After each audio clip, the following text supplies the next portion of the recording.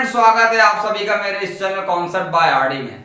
तो आज के इस लेक्चर में पार्ट नंबर 5 में हम लोग केमिकल काइनेटिक्स यानी कि रासायनिक बलगतिकी के भाग नंबर 5 को डिस्कस करने वाले हैं। पिछले पार्ट नंबर 4 तक हमने कंप्लीट कर लिया है। पार्ट 1, 2, 3, 4 इसी तरीके सिमिलरली जाता जा रहा है। और अगर आपने अभी तक वो नहीं देखा है तो आप लिंक जो है आपको डिस्क्रिप्शन में मिल जाएगा, उनको पहले देखिए देन यहाँ पे आइए। क्लियर है? तो पार्ट नंबर 5 में आज हम लोग क्या डिस्कस करने वाले हैं, तो आज हम लोग मॉलिक्यूलरिटी ऑफ द रिएक्शन को डिस्कस करने वाले हैं, जो कि बहुत ज्यादा इंपॉर्टेंट है। लेकिन मॉलिक्यूलरिटी ऑफ द रिएक्शन के पहले आज हम लोग कुछ क्वेश्चन करने वाले हैं, 2 से 3 क्वेश्चन करेंगे। उसके बाद हम लोग मॉलिक्यूलरिटी ऑफ द रिएक्शन यानी कि जो अभिक्रिया की आणविकता है उसके बारे में डिस्कशन करेंगे। तो स्टार्ट करते हैं पहले क्वेश्चन से।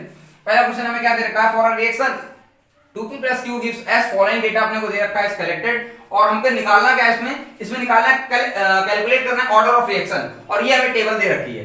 अब इस टेबल को हमको देखना है, समझना है, उसके बाद इस टेबल के हिसाब से वैल्यू पुट करनी है और देन हमको क्या करना है, ऑर्डर ऑफ रिएक्शन निकालना है। सबसे पहले हमारा काम क्या होगा, हम लोग रेट लॉ एक्सप्रेशन लिखेंगे। रेट लॉ एक्सप्रेशन कैसे लिखेंगे, तो रेट क्या होता है, R बराबर रेट बराबर क्या होता है K, यानी कि हमारे पास जो वेलोसिटी कांस्टेंट यानी जो वेग स्थिरांक होता है K, फिर उसके बाद क्या होता है हमारे पास रिएक्टेंट की कंसंट्रेशन। अब रिएक्टेंट हमारे पास कौन कौन है, एक P और एक Q है, तो P की कंसंट्रेशन और उसकी पावर ऑर्डर। चूंकि हमें ऑर्डर पता नहीं है इसलिए हम ऑर्डर को P की जो P की हमारे पास ऑर्डर है तो with respect to concentration P, तो वो हम x मानना है, और जो Q की ऑर्डर है वो हम क्या मानना है with respect to Q y मानना है। क्लियर है? तो P की यहाँ पर पावर x हो जाएगा, जबकि Q की पावर क्या हो जाएगी y। ध्यान रखिएगा ये 2 और 1 इसकी मॉलिक्यूलरिटी है, वही हमको डिस्कस करना है आज। क्या होता है पूरा डिटेल में डिस्कशन करेंगे, लेकिन फिलहाल x और y यहाँ पर हमें ऑर्डर है, और ऑर्डर हमने बताया था कि एक्सपेरिमेंटल डेटा है, ये हमें नॉर्मली पता नहीं होता। जब तक एक्सपेरिमेंट नहीं करेंगे तब तक नहीं पता चलेगा, थ्योरेटिकली कैलकुलेट नहीं किया जा सकता।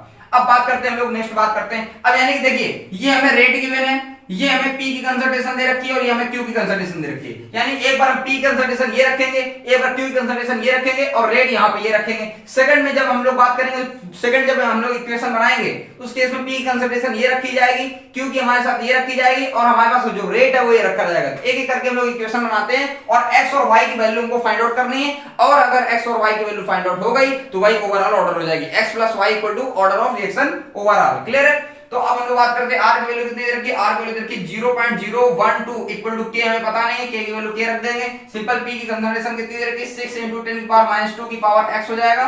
q हमें कितना दे रखा है 1 × 10⁻² हो जाएगा, यहां की पावर y दे रखी है, इसको इक्वेशन नंबर क्या मान लेंगे 1 मान लेंगे। नेक्स्ट हम लोग बात करेंगे जो है हमको क्या दे रखा है, जो रेट दे रखा है 0.0024 यानी 0.0024 इक्वल टू k, यहां से हमें क्या दे रखा है 6 × 10⁻², और यहां से हमें क्या पता है 2 × 10⁻², और यहां पावर क्या हो जाएगा y हो जाएगा। क्लियर है? अब हम लोग क्या करते हैं, अब हम लोग इसको इक्वेशन नंबर 2 मान लेते हैं। इक्वेशन नंबर 2 मानने के बाद हमें क्या पता चलेगा, इसको 1 और 2 से क्या कर देंगे, डिवाइड कर देंगे। सो यहां से हम लोग क्या कर लेंगे, इसको इक्वेशन नंबर 2 मान लेंगे और इन पहली इक्वेशन में से क्या कर देंगे, सेकंड इक्वेशन को डिवाइड कर देंगे। डिवाइड करने में क्या होगा, ध्यान से देखिएगा, ये पॉइंट से पॉइंट हट जाएगा, ये 0 का कोई मतलब नहीं होता, 12 दूनी 24, यहां से क्या आ जाएगा कट के 1/2 आ जाएगा। क्लियर है? यहां से देखिए ये इसकी पावर x है ना, तो यहां से पूरा कैंसिल हो जाएगा, k से k कैंसिल हो जाएगा, बचा के हमारे पास, ध्यान से देखिए, यहां से हमारे पास बचा 1/2, चूंकि 12 24 कट गया 1/2 आ गया। इनको एक साथ लिख रहे हैं, एक साथ लिखेंगे तो देखिए 10⁻² से 10⁻² कैंसिल हो जाएगा, यहां से क्या बचेगा 1/2, उसकी पावर क्या आ जाएगा y। अब ध्यान से देखिए, अगर हम लोग क्या करें, इनका कंपैरिजन करें तो हाफ और हाफ लिखा हुआ है, यानी साफ दिख रहा है y की वैल्यू कितनी आ गई है, y की वैल्यू हमारे पास कितनी आ गई 1 आ गई है। अब हमें y पता चल गया है, अब एक इक्वेशन हम और लिखेंगे और उसके बाद हमें क्या मिल जाएगा, x की वैल्यू मिल जाएगी। तो हम लोग क्या कर रहे हैं, और नेक्स्ट बात करते हैं हम लोग x की वैल्यू कैसे निकालेंगे। सो अब हम लोग बात करेंगे, नेक्स्ट हमने क्या करा है, नेक्स्ट हमने फिर इसकी वैल्यू रख दी, रेट की वैल्यू, और यहां से k, फिर हमारे पास 6 × 10⁻² की पावर x है, क्योंकि रिएक्टेंट p है, रिएक्टेंट p की पावर x हो जाएगा, और यहां पर 2 × 10⁻² पावर y है। सेकंड हमने यहां से ये रेट है हमारे पास वो लिख लिया है, k है, फिर उसके बाद ये हमने लिख दिया है p की कंसंट्रेशन, यहां पे हमने क्या लिख दिया q कंसंट्रेशन। ये इक्वेशन नंबर सेकंड है, ये इक्वेशन नंबर थर्ड। ध्यान देखिए, ये पूरा कैंसिल हो गया, यहां से 1 आ गया बराबर, k से k पूरा खत्म हो गया। अब ध्यान से देखिए हो क्या रहा है, अब अगर हम बात करें, देखिए इनको आपस में कैंसिल कर देंगे, 6 से 12 कट जाएगा, कितना आ जाएगा 1/2 की पावर कितना आ जाएगा x। भाई अलग अलग x है तो हमने एक साथ x लिख लिया, कोई दिक्कत नहीं है। यहां से 10⁻² कैंसिल हो गया, यहां से क्या हो रहा है, यहां से हो रहा है 2 की पावर y, 2 की पावर y हो जाएगा, भाई 2/1 की पावर y हो जाएगा, हमने 2 की पावर y लिख लिया, बटे 1 लिखना चाहे तो लिख लिया, कोई दिक्कत वाली बात नहीं है। अब हम लोग क्या करते हैं, अभी हम लोगों ने जाना कि y की वैल्यू 1 आ चुकी, तो यहाँ पे y की वैल्यू 1 रख देते हैं, तो यहां से क्या हो जाएगा हमारे पास, अच्छा ये देखिए ये चीज यहां से क्या हो जाएगी 1 की पावर x, 1 की पावर कुछ भी हो 1 ही होता है। अब बटे में 2 की पावर x आएगा, क्योंकि बटे में तो यहाँ पे आएगा इनटू में, तो यहाँ से क्या हो जाएगा, ये चीज इधर आ गई तो क्या हो गई 2 की पावर x हो गया, बराबर क्या हो जाएगा 2 की पावर, अब चूंकि y की वैल्यू कितनी 1 है तो y की वैल्यू वहां पर 1 रख देते हैं, तो यहां से 2 से 2 क्या हो जाएगा, कब इक्वेट करेंगे तो 2 से 2 हट जाएगा, कोई दिक्कत नहीं, कटता नहीं है, हट जाता है, तो x की वैल्यू कितनी आ गई 1 आ गई। अब x की वैल्यू भी 1 आ गई, y की वैल्यू भी 1 आ गई, इसका मतलब जो ओवरऑल ऑर्डर है, ओवरऑल ऑर्डर जो आगे ऑर्डर ऑफ रिएक्शन हो जाएगा, क्या हो जाएगा x प्लस y, x की वैल्यू 1 है, y की वैल्यू भी 1 है, 1 प्लस 1 कितना हो जाएगा 2 हो जाएगा। तो ये इस पर्टिकुलर क्वेश्चन का आंसर था जो हम लोगों ने डिस्कस कर लिया है, आप इसका स्क्रीनशॉट ले सकते हैं। सो हम लोग बात करें क्वेश्चन नंबर 2 की। क्वेश्चन नंबर 2 बहुत ही सिंपल है, क्या बोला, for reaction a plus b gives product r equal to k, a की पावर हाफ है, b की पावर 2 है, तो हमें क्या बताना, what is the order of reaction. अब प्यारो आप ही लोग बताओ क्या होगा, ओवरऑल ऑर्डर की बात करें तो ओवरऑल ऑर्डर की जो बात होगी वो होगी क्या, x plus y, where x equal to half, y equal to 2, 2 में हाफ जोड़ते हैं तो होता है 5/2। क्लियर है, तो सिंपल सा क्वेश्चन था, ओवरऑल ऑर्डर हम लोग इस तरीके से निकालेंगे। अब क्वेश्चन तो थर्ड वाला है बेहतर, क्वेश्चन बेहतर क्या है, क्या बोल रहा है, द कन्वर्जन ऑफ मॉलिक्यूल्स, यानी कि जो मॉलिक्यूल्स हैं, जो अणु है, उनका जो कन्वर्जन है x से y में, यानी x से y में जो कन्वर्जन है, उस केस में क्या हो रहा है, द सेकंड ऑर्डर, जो कि सेकंड ऑर्डर काइनेटिक्स, मतलब ये जो हमारे पास ऑर्डर ऑफ रिएक्शन कितना दे रखा है, सेकंड ऑर्डर, यानी लिख दे रहे हैं यहाँ पे second order reaction, second order reaction खुद बोल दिया उसने। अब बोला है concentration of x is increase to 3 times, यानी कि जो कंसंट्रेशन है x की वो 3 टाइम्स यानी 3 गुनी हो रही है, तो how will it affect the rate of formation of y, यानी जब y बनेगा तो उसमें क्या फर्क पड़ेगा, बहुत इजी है, अगर x को 3 गुना करेंगे तो y पे क्या फर्क पड़ेगा। लेकिन फिलहाल हमको बता दिया है कि सेकंड ऑर्डर काइनेटिक्स, इसका मतलब हम रेट लॉ लिखेंगे, रेट लॉ एक्सप्रेशन लिखते हैं फटाक से, r बराबर k into concentration of x, चूंकि रिएक्टेंट की कंसंट्रेशन की बात करते हैं तो कंसंट्रेशन रिएक्टेंट हमारे पास केवल x है, और चूंकि सेकंड ऑर्डर तो यहां पर क्या हो जाएगा x पावर 2 हो जाएगा। अब बात समझिए आप, अब बोला है कि how will it affect the rate of formation of y, यानी y पे फर्क कैसे पड़ेगा, तो y पे फर्क ऐसे पड़ेगा क्योंकि हम लोग x को क्या कर रहे हैं 3 टाइम्स कर रहे हैं, तो जाहिर सी बात है अगर हम लोग रेट ऑफ x, अगर हम लोग x को 3 टाइम्स इंक्रीज कर रहे हैं, यानी कि रेट ऑफ रिएक्शन चेंज हो जाएगी, उस केस में r डैश हो जाएगा बराबर k हो जाएगा कंसंट्रेशन ऑफ, अब देखिए इसको क्या करते हैं 3 टाइम्स, भाई x डैश जो हो रहा है वो क्या हो जाएगा 3 ऑफ x हो जा रहा है, यानी कि जो नया हमारे पास जो प्रोडक्ट जो रिएक्टेंट है वो हमारे पुराने वाले रिएक्टेंट का 3 टाइम्स हो रहा है, तो हमारे पे जो rate of formation of y इस पे क्या फर्क पड़ेगा ये बताना है सिंपल। तो यहां से क्या हो जाएगा k 9 बार आ जाएगा इनटू कंसंट्रेशन ऑफ x का स्क्वायर हो जाएगा, यहां से क्या हो जाएगा r डैश। ठीक है, बात समझ आ रही है। अब बात समझिए, इस पूरे की जगह हम लोग क्या लिख सकते हैं, r लिख सकते हैं, भाई k into concentration of x का स्क्वायर जगह r लिख सकते हैं, तो r डैश जो आ जाएगा क्या आ जाएगा 9 टाइम्स r, यानी कि जो हमारे पास रेट ऑफ रिएक्शन क्या हो जाएगी पुरानी वाले की, यानी कि जो ओरिजिनल हमारे पास रेट ऑफ रिएक्शन थी उसकी क्या हो जाएगी 9 टाइम्स हो जाएगी, यानी कि जो हमारे पास जो फॉर्मेशन ऑफ y है वो कितना हो जाएगा 9 टाइम्स हो जाएगा। ये इस पर्टिकुलर क्वेश्चन का क्या था, डिस्कशन था। अब हम लोग बात करते हैं क्वेश्चन, आज का जो हमारा टॉपिक है एक्चुअल में वो हमारा टॉपिक है मॉलिक्यूलरिटी ऑफ द रिएक्शन, यानी कि अभिक्रिया की आणविकता। अब इसमें जो हम लोग डेफिनेशन पढ़ रहे हैं उसके एक एक वर्ड को समझना बहुत ज्यादा जरूरी है, मॉलिक्यूलरिटी और ऑर्डर में बहुत ज्यादा दिक्कत होती है, प्रॉब्लम होती है लोगों को, तो यही समझना है। तो बात करते हैं लोग the number of reacting species, बात समझते हैं सबसे पहले रिएक्टिंग स्पीसीज में कौन होगा, रिएक्टिंग स्पीसीज जो हमारे पास रिएक्टिंग स्पीसीज होगा इसमें हमको केवल और केवल रिएक्टेंट की बात करनी है। क्यों, क्योंकि जो शुरुआत में जो बात होती है वो रिएक्टेंट ही आपस में रिएक्ट कर रहे होते हैं, प्रोडक्ट तो बना ही नहीं होता है, तो रिएक्टिंग स्पीसीज में किसको लेना, रिएक्टेंट को लेना है, वो भी नंबर ऑफ रिएक्टेंट स्पीसीज, कौन से नंबर, किसकी बात करेंगे हम लोग कौन कौन होंगे, या तो एटम्स होंगे, या तो मॉलिक्यूल्स होंगे, या तो हमारे पास क्या होंगे आयंस होंगे। भाई यही नंबर हो सकता है, या तो एटम होंगे, या तो मॉलिक्यूल होंगे, या तो आयन होंगे। क्लियर है, तो रिएक्टिंग स्पीसीज में रिएक्टेंट की बात करेंगे, और किन रिएक्टिंग स्पीसीज की बात करेंगे, या तो एटम, या तो मॉलिक्यूल, या तो आयन।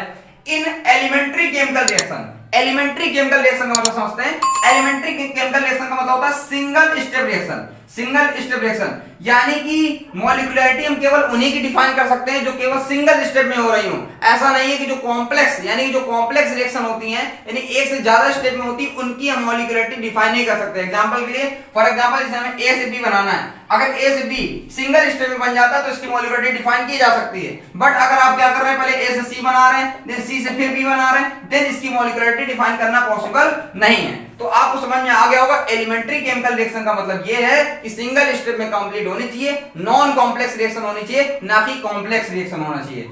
अब आगे हम लोग बात करते हैं, आगे लिखा हो which must be collide simultaneously, बहुत ज्यादा इंपॉर्टेंट है। कोलाइड का मतलब होता है टकराना, जब मॉलिक्यूल्स आपस में टकराते हैं देन प्रोडक्ट बनाते हैं। मॉलिक्यूल्स का टकराना बहुत ज्यादा जरूरी है, और इसी के आगे हम लोग डिस्कशन करने वाले हैं कि कौन कौन से मॉलिक्यूल आपस में टकराएंगे। अगर ज्यादा मॉलिक्यूल्स टकराएंगे तो क्या मॉलिक्युलरिटी डिफाइन कर सकते हैं, इसके बारे में डिस्कशन करेंगे। तो which must be collide simultaneously, simultaneously का मतलब होता है एक साथ, मॉलिक्यूल्स का एक साथ टकराना बहुत ज्यादा जरूरी है। अगर वो एक साथ टकरा नहीं रहे हैं तो फिर हम लोग उनकी मॉलिक्युलरिटी डिफाइन नहीं कर पाएंगे, और अगर ज्यादा, चूंकि एक साथ मॉलिक्यूल अगर बहुत ज्यादा हो जा रहे हैं तो भी मॉलिक्युलरिटी डिफाइन करना पॉसिबल नहीं हो पाएगा। In order to bring about a chemical reaction, अगर ये केमिकल रिएक्शन में पार्टिसिपेट कर रहे हैं तो उन्हीं को हम लोग क्या बोलते हैं, मॉलिक्युलरिटी ऑफ द रिएक्शन बोलते हैं। अब ये चीज हमको पता होनी चाहिए। एक हमको कोलिजन थ्योरी के बारे में पता होना चाहिए, क्योंकि कोलाइड वर्ड आया तो कोलिजन थ्योरी क्या होती है। कोलिजन थ्योरी सिंपल सी बात ये है कि अगर कोलिजन थ्योरी ये कहती है कि अगर हमारे पास जो मॉलिक्यूल है, जो हमारे पास रिएक्टेंट है, उनकी कंसंट्रेशन जितना ज्यादा वो आपस में क्या करेंगे, कोलाइड करेंगे, आपस में टकराएंगे एक दूसरे से, उतनी ज्यादा क्या होगा, उतना ज्यादा प्रोडक्ट बनेगा, और उस केस में हम लोग क्या करेंगे, मॉलिक्युलरिटी डिफाइन करेंगे। अब एक एक करके डिस्कस करते हैं हम लोग। अब हम लोग बात करते हैं मॉलिक्युलरिटी ऑफ द रिएक्शन के बारे में। तो मॉलिक्युलरिटी ऑफ द रिएक्शन में है क्या, एक ही समय में 3 से ज्यादा रिएक्टेंट की कोलिजन पॉसिबल नहीं है, यानी कि एक ही समय में, यानी साइमल्टेनियसली 3 मॉलिक्यूल आपस में टकरा नहीं सकते हैं। क्लियर है बात। एक आपस में अगर एक है तो हो जाएगा, 2 ही आपस में टकरा जाएंगे, 3 भी चल जाएगा, लेकिन 3 से ज्यादा नहीं होना चाहिए। इसका मतलब ये कि मॉलिक्युलरिटी 3 से ज्यादा नहीं हो सकती। अब थोड़ा इसके बारे में समझते हैं, उसके बारे में आगे हम लोग डिस्कस करेंगे। सपोज करिए कि अगर एक मॉलिक्यूल है, तो एक मॉलिक्यूल एग्जांपल के थ्रू समझते हैं। अगर मान लीजिए एक बंदा है और एक बंदे को मान लीजिए गोवा जाना है, या कोई भी जर्नी है, मुंबई जाना, कहीं भी जाना बेसिकली, तो अगर वो बंदे को अकेले जाना है तो कहीं कोई दिक्कत नहीं होगी। अगर उसको जाना तो टाइमली पहुंच जाएगा, क्योंकि खुद को जब जाना होता है तो आराम से, कहीं कोई दिक्कत नहीं, वो अपने आसानी से जा सकता है। लेकिन सपोज करिए 2 दोस्तों को अगर आपस में जाना है, तो जाहिर सी बात है ऐसा कोई जरूरी नहीं कि दोनों दोस्त साइमल्टेनियसली जाएं। हालांकि फिक्स कर लेंगे टाइम कि भाई इतने टाइम चलना ही अपने को, तो हम लोग हो जाएंगे, लेकिन हो सकता है कुछ काम पड़ने की वजह से उसको वो क्या हो जाए, एक दूसरे को लेट हो सकता है। यानी कि 2 मॉलिक्यूल, यानी जब 2 बंदे आपस में आते हैं, उस केस में जो हमारे पास जो टाइम पे पहुंचने की जो टेंडेंसी होती है वो क्या हो जाती है, डिक्रीज कर जाती है, यानी पॉसिबिलिटी कम हो जाती है। अब सपोज करिए 3 बंदे आ जाएं, तो 3 बंदे में और ये चीज कम हो जाएगी, और 4 में तो लगभग बिल्कुल कमी हो जाएगी। इसका मतलब यहाँ पर मॉलिक्युलरिटी में भी यही चीज होती है कि हमारे पास क्या है, सिंगल मॉलिक्यूल है।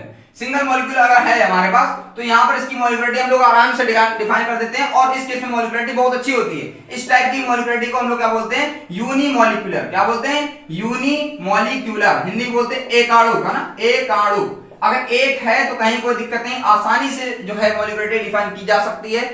अब एग्जांपल समझते हैं हम लोग। एग्जांपल हमारे पास सपोज करिए हमारे पास NH4NO2 है। NH4NO2 बोले तो हमारे पास अमोनियम नाइट्राइड है। अमोनियम नाइट्राइड को हम लोग बेसिकली हीट करते हैं, सिंपल। तो हीट करने के बाद हमें क्या निकलता है, N2 + 2H2, यानी कि हमारे पास नाइट्रोजन गैस निकलती है और वाटर निकलता है। तो ये हमारे पास जो एग्जांपल है, चूंकि देखिए इसकी मॉलिक्युलरिटी कितनी, 1 है। हालांकि अलग से एग्जांपल भी लेंगे हम लोग मॉलिक्युलरिटी को डिफाइन करने के लिए। इसकी मॉलिक्युलरिटी 1 है और यहाँ से N2 और वाटर निकल रहा है। अब हम लोग बात कर रहे हैं कि हमारे पास 2, इसका पहला था ये। अब बात करते हैं हमारे पास 2 मॉलिक्यूल आपस में आ जाए, तो इन दोनों मॉलिक्यूल को आपस में टकराना पॉसिबिलिटी है, लेकिन इसके कंपैरेटिवली कम है। ठीक है, तो टकराएंगे तो है ही आपस में, लेकिन कोई दिक्कत नहीं, लेकिन इसके कंपैरेटिवली थोड़ा सा कम हो जाएगा। अब इसमें क्या हो जाएगा, इसके लिए हम लोग डिस्कस करते हैं एग्जांपल। अच्छा, इसको बोलते क्या, इसको बोलते हैं बाईमॉलिक्यूलर। क्या बोलते हैं, बाईमॉलिक्यूलर। हिंदी बोलते हैं, हिंदी में क्या बोलते हैं, हिंदी में बोलते हैं द्विआण्विक, द्विआण्विक बोलते हैं। क्लियर है। अब हम लोग एग्जांपल की बात करते हैं। सपोज करिए हमारे पास क्या है, ट्वाइस HI है, यानी हाइड्रोजन आयोडाइड है। इसको क्या कर देते हैं, गर्म कर देते हैं, तो क्या मिल जाएगा, H2 + I2। अब इसकी मॉलिक्युलरिटी कितनी है, 2 है। जो इसके स्टोइकोमेट्रिक कोएफिशिएंट होते हैं, ठीक है, उस चीज से हम लोग क्या करते हैं, मॉलिक्युलरिटी डिफाइन कर देते हैं। चूंकि मॉलिक्युलरिटी एक थ्योरेटिकल डेटा है, तो हम लोग आराम से बता सकते हैं कि इसकी मॉलिक्युलरिटी कितनी होगी। इसकी 2 है, इसकी कितनी, 1 है। अब यहीं पे हम लोग क्या करें, यहीं पे अगर हम लोग 3 वाला एग्जांपल कोई ले लें, 3 का मतलब एग्जांपल सिंपली मान लीजिए क्या है, A + B + C gives product है। ठीक है, तो यहां से हम लोग क्या करते थे, इसकी मॉलिक्युलरिटी कितनी है, 1 है। अगर मान लीजिए यहां पर इसकी 1, इसकी 1, इसकी 1, A + 1 + 1, यानी कि तीनों की 1 1 1 है, यानी कि इसकी मॉलिक्युलरिटी कितनी है, 3 है। लेकिन इन दैट केस मॉलिक्युलरिटी तो 3 है, यानी कि 3 बंदे तो हैं, 3 हमारे पास मॉलिक्यूल्स तो हैं, लेकिन इनको आपस में टकराने में काफी पॉसिबिलिटी इनकी काफी कम हो जाएगी, प्रॉब्लम क्रिएट होगी। कहने का मतलब ये है, क्योंकि कहेगा मैं पहले जाऊंगा या मैं पहले जाऊंगा, इनमें से ये पहले जाएंगे या इन दोनों में से पहले जाएंगे, कौन पहले जाएगा, इसमें धक्का मुक्की लगातार मची रहेगी। इस वजह से क्या हो जाता है, दिक्कत हो जाती है। लेकिन अगर हम 3 से आगे जाएंगे तो उस केस में क्या होगा, बिल्कुल मॉलिक्युलरिटी डिफाइन नहीं की जा सकती, इसलिए मैंने लिख दिया 3 से ज्यादा मॉलिक्युलरिटी नहीं हो सकती, 3 तक हो सकती है। सो अब हम लोग बात करेंगे नेक्स्ट। सो फिलहाल अगर बात करें 3 मॉलिक्यूल जो अगर आपस में होते हैं तो उनको हम लोग क्या बोलते हैं, ट्राई मॉलिक्यूलर। क्या ट्राई मॉलिक्यूलर बोलते हैं। आरी बात समझे, इसको हिंदी में क्या बोलते हैं, त्रिआण्विक। त्रिआण्विक आरी बात समझ। अब हम लोग आगे बात करेंगे। अच्छा, इसी में अगर हम लोग क्या करें, 4a + 3b + 5c gives product. Product से हमने हालांकि मतलब ही नहीं होता। अब आप बताइए इसमें कितने नंबर ऑफ मॉलिक्यूल है जो कि आप आपस में क्या कर रहे हैं, पार्टिसिपेट कर रहे हैं। तो आपको लगेगा इसमें 4 है, इसमें 3 है, इसमें 5 है, तो 4 3 7 हो गया, 7 5 12 मॉलिक्यूल आपस में क्या कर रहे हैं, बेसिकली पार्टिसिपेट कर रहे हैं किसी भी रिएक्शन में। तो 12 मॉलिक्यूल अगर रिएक्शन में पार्टिसिपेट करेंगे तो उसकी मॉलिक्युलरिटी डिफाइन नहीं करा सकता, क्योंकि 3 से ज्यादा नहीं होना चाहिए। 3 मॉलिक्यूल से ज्यादा अगर हो रहा है तो उसकी मॉलिक्युलरिटी डिफाइन नहीं की जा सकती, इसका मतलब ये चीज नहीं हो सकती। अब हम लोग आगे बात करते हैं मॉलिक्युलरिटी में क्या क्या होता है। अच्छा, मॉलिक्युलरिटी जो है हम लोगों ने डिस्कस कर लिया कि जो मॉलिक्युलरिटी है यानी कि जो हमारे पास आणविकता है वो less than or equal to 3 होनी चाहिए। इसका क्या मतलब है, 3 के बराबर हो जाएगी, 3 से कम हो जाएगी, बट 3 से ज्यादा नहीं होनी चाहिए। क्लियर है बात, क्लियर है। अब इसी में अगर बात करें तो मॉलिक्युलरिटी क्या नहीं हो सकती, can never be zero. Can never be zero. अच्छा, जीरो क्यों नहीं सकती, अरे मॉलिक्युलरिटी जीरो हो जाएगी, इसका क्या मतलब है, इसका मतलब ये है कि रिएक्टेंट है ही नहीं। रिएक्टेंट क्या, रिएक्टेंट कभी जीरो हो सकता है, अरे जब रिएक्टेंट ही नहीं होगा तो प्रोडक्ट कहां से बनेगा। तो उस केस में तो मॉलिक्युलरिटी जब जीरो हो ही नहीं सकती, तो मॉलिक्युलरिटी जीरो नहीं हो सकती। इसके अलावा क्या नहीं हो सकती, इसके अलावा वो फ्रैक्शनल नंबर नहीं हो सकती। फ्रैक्शनल नंबर मतलब हाफ, 1/2, 1/3 इस तरीके, 2/4 इस तरीके से, मतलब फ्रैक्शनल नंबर नहीं हो सकता। इसके अलावा क्या नहीं हो सकती, नेगेटिव नहीं हो सकती। तो ये बहुत ज्यादा इंपॉर्टेंट है कि जो है हमारे पास मॉलिक्युलरिटी कैन नेवर बी जीरो और fractional and negative number. Clear है, तो ये चीज हमें पता होनी चाहिए। अब फाइनल जाके हम लोग समझ लेते हैं कि आपकी मॉलिक्युलरिटी है क्या। तो मॉलिक्युलरिटी का मतलब ये है कि हाउ मेनी एटम, मॉलिक्यूल और ion are participating in any elementary reaction and which must be collide in simultaneously in order to bring out any chemical reaction। यानी बेसिकली बात ये सिंपल हिंदी में समझते हैं कि एटम, मॉलिक्यूल और आयन, यानी हमारे पास जो आयन है, जो अणु हैं, वो किसी भी एलिमेंट्री, यानी एलिमेंट्री मतलब होता है सिंगल स्टेप रिएक्शन में कितने एलिमेंट्स, कितने हमारे पास रिएक्टेंट हैं जो कि पार्टिसिपेट कर रहे हैं, यानी कि भाग ले रहे हैं। और इंपॉर्टेंट बात ये कि एक साथ भाग लेना उनका जरूरी है और कोलाइड होना चाहिए। कोलाइड जो कि हम लोगों ने कोलिजन थ्योरी पढ़ा कि भाई कोलिजन क्या होता है, जब मॉलिक्यूल्स आपस में टकराते हैं तो जितना ज्यादा टकराएंगे आपस में उतना ही ज्यादा प्रोडक्ट बनेगा। तो ये सारी इंफॉर्मेशन जो थी वो किसके रिगार्डिंग थी, मॉलिक्युलरिटी की। अब हम लोग कुछ क्वेश्चन देखेंगे, उस क्वेश्चन की तरफ समझने की ट्राई करेंगे कि आखिर मॉलिक्युलरिटी डिफाइन कैसे करते हैं, किन केसेस में मॉलिक्युलरिटी नहीं डिफाइन करते हैं, ये सारी चीजें देखते हैं।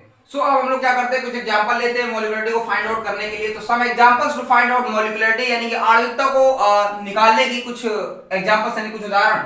तो सबसे पहला एग्जांपल हम लेते हैं NH4NO2, यानी कि अमोनियम नाइट्रेट को गर्म करते हैं तो N2+ वाटर निकलता है। तो साफ साफ हम लोगों ने पहला एग्जांपल ही लिया था कि जब एक मॉलिक्यूल बेसिकली रिएक्टेंट में पार्टिसिपेट कर रहा था किसी एलिमेंट्री रिएक्शन में, तो उस केस में हम लोगों ने यही एग्जांपल लिया था। तो चूंकि हमारे पास दिख रहा है साफ साफ यहाँ पर इसकी मॉलिक्युलरिटी क्या है, जो उसके हमारे पास जो स्टोइकोमेट्रिक कोएफिशिएंट होता है किसी भी रिएक्टेंट का, वही मॉलिक्युलरिटी है। तो इस केस में मॉलिक्युलरिटी कितनी है, 1 है, यानी m = 1। m बराबर समझ रहे हैं, m बराबर मॉलिक्युलरिटी से है। यहाँ पर अगर बात करें, यहाँ पर साफ साफ दिख रहा है कितनी, 2। हमें रिएक्टेंट से ही मतलब है कि प्रोडक्ट, हमने बात की थी नंबर ऑफ रिएक्टिंग स्पीसीज, यानी रिएक्टिंग स्पीसीज, यानी कि रिएक्टेंट से मतलब है, प्रोडक्ट से कोई मतलब नहीं है। क्लियर है बात, यानी कि यहाँ पर हमारे पास जो मॉलिक्युलरिटी हो जाएगी कितनी हो जाएगी, 2 हो जाएगी। यहाँ पे 2 है इसलिए 2 हो जाएगा। यहाँ बात करते हैं मॉलिक्युलरिटी की बात करें तो कितनी होगी, यहाँ पर देखिए NO की यहाँ पर 2 है, यहाँ पर O2 की कितनी 1 है, यहाँ पर 1 मॉलिक्यूल है O2 का, यहाँ पर NO के 2 मॉलिक्यूल है, 2 और 1 3 हो गया। तो जितने मॉलिक्यूल है वही इसकी मॉलिक्युलरिटी है। m बराबर कितना हो जाएगा, 3 हो जाएगा।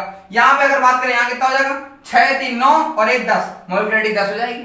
क्या हो जाएगी, नहीं होगी। मॉलिक्युलरिटी 10 इसलिए नहीं होगी क्योंकि हमने बताया था 3 और 3 से ज्यादा नहीं होनी चाहिए। 3 हो जाएगी, 3 से ज्यादा नहीं होनी चाहिए। क्लियर है, तो यहां से हम लोग क्या लिख सकते हैं कि इस केस में मॉलिक्युलरिटी कांट बी डिफाइंड या नेवर बी डिफाइंड, है ना। अगर मॉलिक्युलरिटी 3 से ज्यादा हो रही है तो उस केस में आप डिफाइन नहीं कर सकते, परिभाषित नहीं कर सकते। नेक्स्ट बात करेंगे हम लोग, हमारे पास ये फेरिक क्लोराइड है FeCl3, ये हमारे पास स्टेनस क्लोराइड है, ये फेरस क्लोराइड है और ये स्टेनिक क्लोराइड है। अस और एक में डिफरेंस पता होना चाहिए। अगर मिनिमम ऑक्सीडेशन नंबर है तो अस होता है, मैक्सिमम ऑक्सीडेशन नंबर है तो इक होता है। जैसे Fe है, Fe के ऊपर अगर प्लस का 3 ऑक्सीडेशन नंबर है, इन दैट केस वो क्या कहलाएगा, FeCl3 फेरिक क्लोराइड कहलाएगा। लेकिन यहीं पे SnCl4 की अगर बात करें तो SnCl4 Sn की भी दो ऑक्सीडेशन नंबर होती है, एक प्लस की 2 होती है, एक प्लस की 4 होती है, तो 2 वाला आस 4 वाला 1, क्लियर है। तो ये बेसिक डिफरेंस आपको पता होना चाहिए। हमने रेडॉक्स रिएक्शन पढ़ा है, अगर रेडॉक्स रिएक्शन आपने नहीं देखा तो अभी जाके आप देखिएगा, रेडॉक्स रिएक्शन जो है हमने लिंक डिस्क्रिप्शन में दे दिया जाएगा। तो यहाँ पर हमारे पास अगर बात करें तो मोलकुलरिटी कितनी है, 2 और 1 3, क्योंकि 2 इसकी हो गई 1 इसकी हो गई, इन दैट केस यहाँ पर मोलकुलरिटी 3 हो जाएगी और मोलकुलरिटी 3 हो सकती है प्यारो, समझ रहे हो। इसके बाद यहाँ पे बात करें हाइड्रोजन पेरोक्साइड है, हाइड्रोजन पेरोक्साइड, इसमें पेरोक्साइड लिंकेज होता होगा, आपको पता होगा HOOH, ये अगर इस तरीके से अगर आपको ये O इस तरीके से दिखता है तो इसको हम लोग पेरोक्साइड लिंकेज कहते हैं, ठीक है। ये भी हमने रेडॉक्स रिएक्शन में पढ़ा दिया अच्छे से, है ना। इस केस में ऑक्सीजन की जो हमारे पास ऑक्सीडेशन नंबर है -1 होनी, -1 +1, यहाँ से सेम केस में 0 होती है, यहाँ -1 +1। पेरोक्साइड लिंकेज के केस में ऑक्सीजन की जो ऑक्सीडेशन नंबर होती है -1 होती है। हमें चीजों को करना क्या होता है, देखिए जब तक हम चीजों को कोरिलेट नहीं करेंगे, मान लीजिए जैसे यहाँ पर हाइड्रोजन पेरोक्साइड आया तो मेरे दिमाग में आया कि हमको बताना चाहिए पेरोक्साइड बॉन्ड क्या होता है। अगर हम इस तरीके से बताते हैं तो आपको भी दिमाग लगाना है, एक दूसरे से चीजों को लिंक करते जाना है। जब तक आप लिंक नहीं करेंगे तो पढ़ाई में मजा नहीं आएगा। पढ़ाई में मजे लेने के लिए आपको चीजों को लिंक करना बहुत जरूरी है। तो यहाँ पे क्या हो जाएगा, हमारे पास यहाँ पर मोलिकुलरिटी कितनी दिख रही, 2 दिख रही, इन दैट केस हमारे पास मोलिकुलरिटी कितनी हो जाएगी, 2 हो जाएगी। लास्ट बट नॉट लीस्ट हमारे पास एक एग्जांपल और आता है कि यहाँ पर देखिए H2 की यहाँ पर ऑक्सीडेशन हमारे पास मोलिकुलरिटी यानी कि जो मॉलिक्यूल है स्टोइकियोमेट्री कोएफिशिएंट है, यानी कि स्टोइकियोमेट्री नियतांक है, यहाँ पे 1 है और यहाँ पर आधा है, तो मोलिकुलरिटी कितनी हो जाएगी, 1.5, क्या हो जाएगी 1.5। फिर वही बात, मोलिकुलरिटी 1.5 हो ही नहीं सकती, ये तो फ्रैक्शनल नंबर है और हमने बताया था molecularity can never B 0, fractional number and negative, यानी कि फ्रैक्शनल नंबर है, नहीं हो सकता। तो कैसे करेंगे इसको, तो हमको करना क्या पड़ेगा, पूरी इक्वेशन में 2 से मल्टीप्लाई करना पड़ेगा। अगर हम इस पूरी इक्वेशन में 2 से मल्टीप्लाई कर देंगे तो क्या हो जाएगा, ये हमारे पास क्या हो जाएगा, twice H2 plus O2 gives twice H2O, clear है भाई। जैसे 2 मल्टीप्लाई करें तो यहाँ पे 2 हो जाएगा, यहाँ से 2 से 2 कैंसिल हो जाएगा, 1 हो जाएगा और यहाँ पे 2 आ जाएगा। अब यहाँ पे आप बता सकते हैं 2 यहाँ से और 1 यहाँ से, 2 और 1 कितना हो गया, 3। तो इन दैट केस जब 2 से मल्टीप्लाई कराएंगे तो 2 1.5 गुना 3 होता है, ऐसे भी समझ लीजिए। तो यहाँ से मोलिकुलरिटी कितनी हो जाएगी, 3 हो जाएगी। ये इस कुछ एग्जांपल लिए थे, आई होप इस एग्जांपल के थ्रू आपके सारे कॉन्सेप्ट जो है मोलिकुलरिटी के रिगार्डिंग क्लियर हो गए होंगे। स्क्रीनशॉट ले। सो अब हम लोग बात करेंगे ऑर्डर ऑफ मोलिकुलरिटी में डिफरेंस क्या होता है। अब ये बहुत ज्यादा इंपॉर्टेंट है ना, तो जिसने अभी तक ध्यान नहीं दिया हो पूरे लेक्चर में, यहां पे जरूर दे दे, नहीं तो ऊपर से निकल जाएगा पूरा। तो ऑर्डर ऑफ मोलिकुलरिटी में एक करके हम लोग डिफाइन करना स्टार्ट करते हैं। तो बेसिकली सबसे पहले ये अगर बात करें तो ये एक्सपेरिमेंटली कैलकुलेट किया जाता है, एक्सपेरिमेंटली है ना, एक्सपेरिमेंटली कैलकुलेट किया जाता है, कैलकुलेटेड, क्लियर है। और जब इसकी बात करें तो क्या किया जाता है, थ्योरेटिकली कैलकुलेटेड, स्पेलिंग में एरर हो सकती है, उससे ध्यान ना दीजिएगा, बस आपको बस पढ़ने से मतलब है। तो एक्सपेरिमेंटली कैलकुलेट किया जाता है। एग्जांपल के लिए हमारे पास simply AA + BB gives CC, यहाँ पर हमारे पास एग्जांपल है। तो इस केस में हम लोग क्या करेंगे, ऑर्डर ऑफ रिएक्शन बताना है। तो रेट कैसे लिखेंगे, रेट क्या होता है, रेट होता है K, यानी कि हमारे पास R = K, कंसंट्रेशन रिएक्टेंट की किसकी, इसकी पावर X और इसकी पावर B की पावर क्या हो जाएगा, Y। तो हमारे पास जो ऑर्डर हो जाएगा, क्योंकि ओवरऑल ऑर्डर क्या हो जाएगा, X + Y। भाई ओवरऑल ऑर्डर की अगर बात करें, ओवरऑल ऑर्डर हमारे पास क्या हो जाएगा, X + Y। भाई यही तो होता है। अगर रेट लॉ लिखना अगर आपको आ गया सब कुछ आ गया, R = K, कंसंट्रेशन रिएक्टेंट की, एक चूंकि रिएक्टेंट 2 ही है, A और B, इसकी पावर X हो जाएगा और यहाँ पर रिएक्टेंट B है, उसकी पावर Y हो जाएगा। ये X और Y क्या है, ये X और Y ऑर्डर हैं। X जो है चूंकि रिएक्टेंट जो A रिएक्टेंट है उसकी कंसंट्रेशन है, उस रिएक्टेंट की जो कंसंट्रेशन है उसके रिगार्डिंग यानी उसके रिस्पेक्ट में, और X ऑर्डर है, और Y वाला जो है वो B के रिस्पेक्ट में है, क्लियर है। तो यहाँ पे अगर बात करें, यहाँ पे बात करें AA + BB gives CC, same example है हमारे पास। इसमें मोलिकुलरिटी कैसे निकालेंगे, मोलिकुलरिटी क्या हो जाएगी, मोलिकुलरिटी हो जाएगी कि कितने नंबर ऑफ रिएक्टेंट पार्टिसिपेट कर रहे हैं किसी भी एलिमेंट्री रिएक्शन में। यही तो बोल रहे बार, इसका मतलब यहाँ कितने कर रहे हैं, A और B, A + B, यही आंसर हो जाएगा, क्लियर है। अब A की वैल्यू अगर A + B की वैल्यू 3 से ज्यादा हो गई तो मोलिकुलरिटी डिफाइन नहीं कर पाएंगे। तो ये भी आपको पता होना चाहिए। नेक्स्ट हम लोग बात करेंगे, नेक्स्ट अगर बात करें तो नेक्स्ट हमारे पास क्या होता है, भाई ये हमने बता दिया कि हमारे पास एक्सपेरिमेंटली होता है, ये हमारे पास क्या होता है, एक्सपेरिमेंटली होता है, ये हमारे पास थ्योरेटिकली होता है। ये जो हम ऊपर बता चुके तो इसमें कोई दिक्कत नहीं, खास जो है डिफरेंस नहीं है। नेक्स्ट हम लोग बात करते हैं थर्ड नंबर इंपॉर्टेंट है। ऑर्डर जो है, order can be negative, 0 and fractional number, यानी कि जो हमारे पास ऑर्डर है, ऑर्डर हमारे पास क्या हो सकता है, नेगेटिव भी हो सकता है, फ्रैक्शनल भी नंबर हो सकता है, 0 भी हो सकता है, बट मोलिकुलरिटी नहीं हो सकता। यानी कि molecularity molecularity can never be zero, fractional number and negative, यानी कि ये निगेटिव नहीं हो सकता, जीरो भी नहीं हो सकता और ना ही फ्रैक्शनल नंबर हो सकता। निगेटिव तो होने का मतलब ही नहीं है, जीरो भी नहीं हो सकता, क्योंकि अगर जीरो हो जाएगा तो रिएक्टेंट जीरो होगा, हो कैसे जाएगा, रिएक्टेंट जीरो हो जाएगा तो फिर प्रोडक्ट कौन बनाएगा, फ्रैक्शनल नंबर भी नहीं होता। तो ये हमने कुछ पॉइंट लिखे हैं, एक दो पॉइंट और डिस्कस करेंगे, देन हम लोग आगे बात करेंगे। सो अब हम लोग एक दो पॉइंट और देख लेते हैं। ऑर्डर की अगर बात करें तो ऑर्डर क्या हो सकता है, order elementary as well as for complex chemical reaction दोनों के लिए डिफाइन कर सकते हैं। भाई ऑर्डर के लिए ऐसा कोई फिक्स नहीं है कि भाई सिंगल स्टेप होनी चाहिए, एलिमेंट्री होनी चाहिए, ऐसा कुछ भी नहीं है। ऑर्डर के लिए आप कॉम्प्लेक्स रिएक्शन ले लीजिए, चाहे आप नॉन कॉम्प्लेक्स यानी कि एलिमेंट्री रिएक्शन ले लीजिए, दोनों चल जाएगा। But in that case molecularity में ऐसा नहीं होता। Molecularity only be defined for elementary reaction. Elementary यानी सिंगल स्टेप रिएक्शन, बार बार रिपीट कर रहे हैं, सिंगल स्टेप यानी जो एक ही पद में होती है, उन्हीं के लिए हम लोग मॉलिक्यूलरिटी डिफाइन करते हैं। तीन टाइप से हमने पढ़ी है, यूनिमोलिकुलर, बाइमोलिकुलर और ट्राइमोलिकुलर, एक आणविक, द्विआण्विक और त्रिआण्विक। There is no significance for complex reaction, यानी कि कॉम्प्लेक्स यानी जो जटिल अभिक्रियाएं होती हैं उनके लिए इसका कोई महत्व नहीं होता है। मॉलिक्यूलरिटी के लिए कोई महत्व नहीं होता फॉर कॉम्प्लेक्स यानी जटिल अभिक्रियाओं के लिए। और ये डिफाइन तुम लोग बार बार डिस्कस कर रहे हैं, बार बार molecularity can't be more than 3, ये बार बार इसलिए डिस्कस कर रहे हैं क्योंकि ये पता होना चाहिए ना, बार बार इसलिए बताया जा रहा है molecularity can't be more than 3, यानी 3 से ज्यादा नहीं हो सकती। अब हम लोग क्या पढ़ने वाले हैं, ये तो हम लोग डिस्कस कर लिया मॉलिक्यूलरिटी और ऑर्डर में डिफरेंस क्या होता है, पूरा मॉलिक्यूलरिटी अच्छे से पढ़ लिया। अब हम लोग पढ़ेंगे सूडो फर्स्ट ऑर्डर रिएक्शन। सो अब हम लोग बात करेंगे pseudo first order reaction. Pseudo first order reaction क्या होती है, सबसे पहले सूडो मतलब समझते हैं। सूडो मतलब होता है काल्पनिक, जो दिखता है वो होता नहीं, है ना, जो दिखता है वो होता नहीं, इसका मतलब होता है सूडो, बेसिकली काल्पनिक, है ना, काल्पनिक फर्स्ट ऑर्डर रिएक्शन। इसका मतलब क्या है, इसका मतलब ये है कि फर्स्ट ऑर्डर रिएक्शन वो होगा तो, लेकिन दिखेगा नहीं, मतलब वो ऐसा लगेगा कि उसमें फर्स्ट ऑर्डर रिएक्शन नहीं है, बट एक्चुअली में फर्स्ट ऑर्डर रिएक्शन होता है। एग्जांपल के लिए थोड़ा और समझते हैं हम लोग। First pseudo first order reaction में होता क्या है कि जो हमारे पास एक रिएक्टेंट होता है वो एक्सेस में होता है। एक्सेस मतलब होता है ज्यादा, यानी रिएक्टेंट की जो कंसंट्रेशन होती है क्या होती है, हमारे पास ज्यादा होती है, लेकिन उसकी एक्टिविटी में कोई चेंजमेंट नहीं होता, उसकी एक्टिविटी 1 रहती है। ठीक है, इसको हम लोग एग्जांपल के थ्रू समझते हैं थोड़ा सा, कि फॉर एग्जांपल जैसे कि CH3COO2H5, CH3COO2H5 क्या होता है हमारे पास, एथिल एसीटेट, ये एथिल है, ये एसीटेट है। इसकी रिएक्शन हम लोग किससे करा दें, वाटर से करा दें।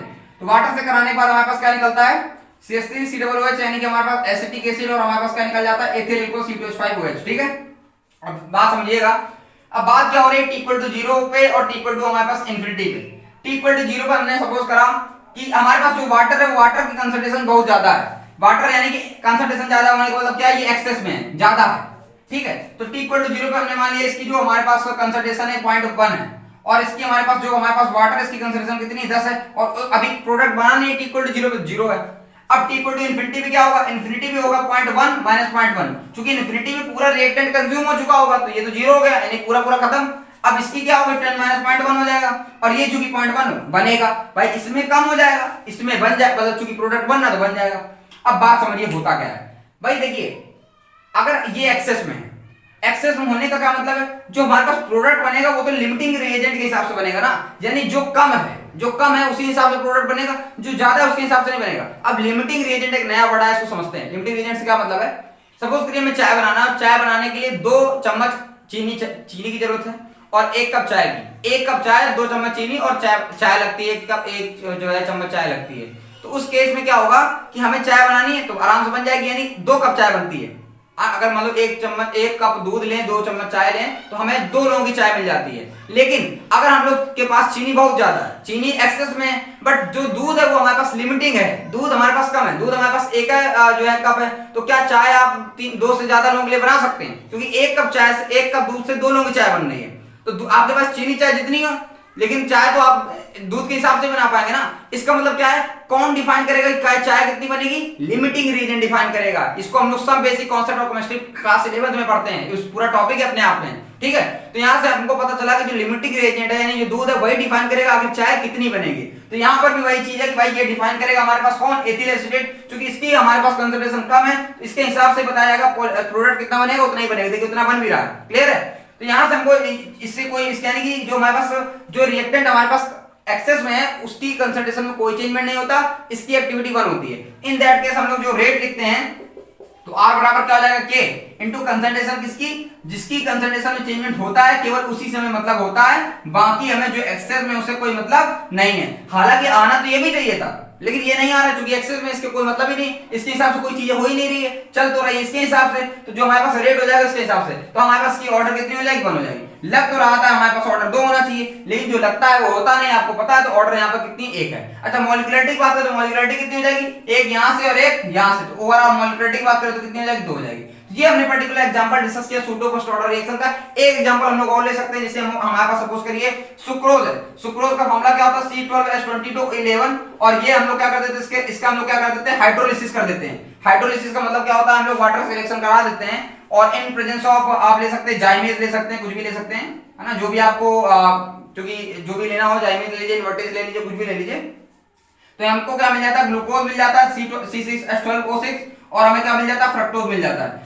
ग्लूकोज और फ्रक्टोज दोनों का फार्मूला सेम होता है, दोनों में कोई डिफरेंस नहीं है। अब यहाँ पर भी वही बात है, वाटर एक्सेस में, बट चीजें किसके हिसाब से डिफाइन होंगी, चीनी के हिसाब से, यानी सुक्रोज के हिसाब से। तो जो रेट होगा वो किसके हिसाब से होगा, R बराबर K into concentration of sucrose, C12H22O11। हमें इससे कोई मतलब नहीं, इसकी जो हमारे पास कंसंट्रेशन है, इसकी कंसंट्रेशन की में कोई चेंजमेंट नहीं होगा, वो जो एक्सेस होता है उसकी एक्टिविटी 1 होती है, और आपको याद रखना होगा। और इस केस में अगर मॉलिक्यूलरिटी की बात करें तो वो भी 2 हो जाएगी, एक यहां से और एक यहां से, इसकी मॉलिक्यूलरिटी कितनी है, 2 है। तो आई होप ये कॉन्सेप्ट आपको क्लियर हो गया होगा। तो आज का लेक्चर हम लोग यहीं पे खत्म करेंगे सूडो फर्स्ट ऑर्डर रिएक्शन तक। तो आज हमने क्या बताया, आज हमने पूरा मॉलिक्यूलरिटी अच्छे से बता दिया है। नेक्स्ट हम लोग ऑर्डर ऑफ रिएक्शन के बारे में पढ़ेंगे, जीरो ऑर्डर रिएक्शन क्या होती है, फर्स्ट ऑर्डर रिएक्शन क्या होती है, वगैरह वगैरह बहुत सारी चीजें। उसके बाद आर्हेनियस इक्वेशन, इसके ऊपर अभी तो 5वां लेक्चर है ये, अभी पता नहीं कितने और बन जाए। उसके बाद एनसीईआरटी सॉल्यूशन करेंगे, तो काफी लंबा जाने वाला। सो अगर ये वीडियो आपको पसंद आई हो तो इसको लाइक करें, शेयर करें, सब्सक्राइब करें और उस बेल आइकन को भी प्रेस करें। धन्यवाद।